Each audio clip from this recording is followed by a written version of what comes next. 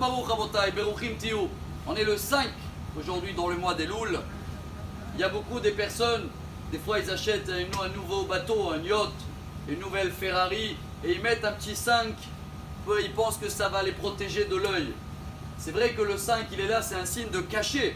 Comme dit le Talmud, En abracha shora el abedavar as-samui min ha'ain. Chaque chose qui est cachée, il a une bénédiction. C'est pour cela que le Meiri, vous avez entendu parler de lui, un grand rabbin qu'il a vécu en France, dans une ville, Perpignan, comme ça on dit en français. Perpignan.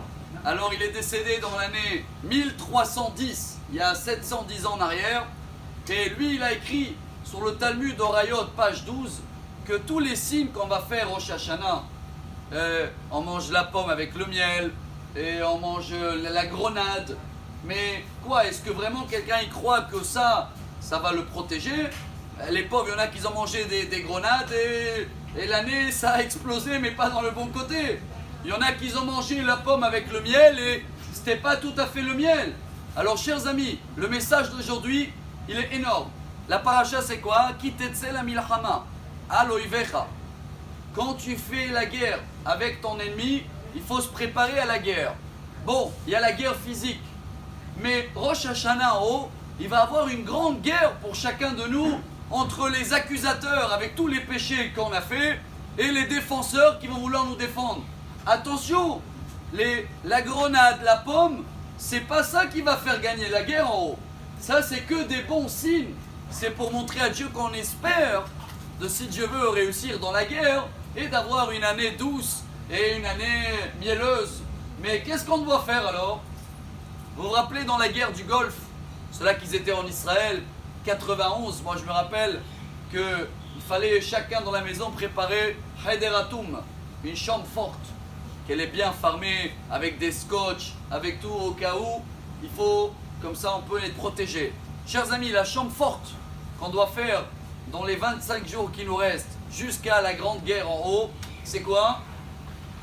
Il faut trouver un moment dans la journée, ceux-là qui peuvent toute la journée, chambre forte en hébreu, atum, c'est quoi atum? Fermé. Je ne laisse pas rentrer de négatif. Je vais faire Bedil Vayaravo. En ce moment, on dit dans les Sliachot, c'est quoi Bedil Vayaravo? On lit les 13 attributs de Dieu. Vayaravo, c'est quoi Vayaravo? Faire passer. Il faut absolument que chaque jour, je fais passer, je ne m'arrête pas sur des petits détails. Si je m'arrête en ce moment sur des petits détails qui me prennent la tête, c'est pas un bon signe parce qu'en haut, dans la guerre de Rosh Hashanah, ils vont s'arrêter les accusateurs sur des petits détails. Mais si j'arrive à partir d'aujourd'hui, et c'est ce qu'on va faire tout de suite avec le chauffard, se réveiller, quelqu'un il m'a mal parlé, l'autre il m'a vexé, et le petit il m'a pas écouté, et ben je laisse passer.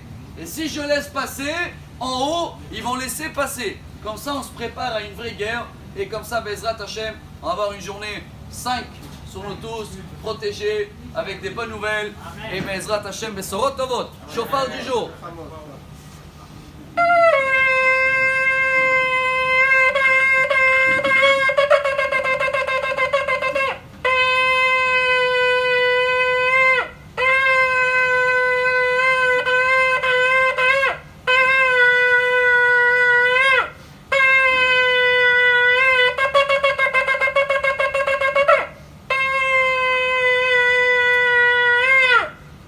Rabbi Elazar, Rabbi Hanina.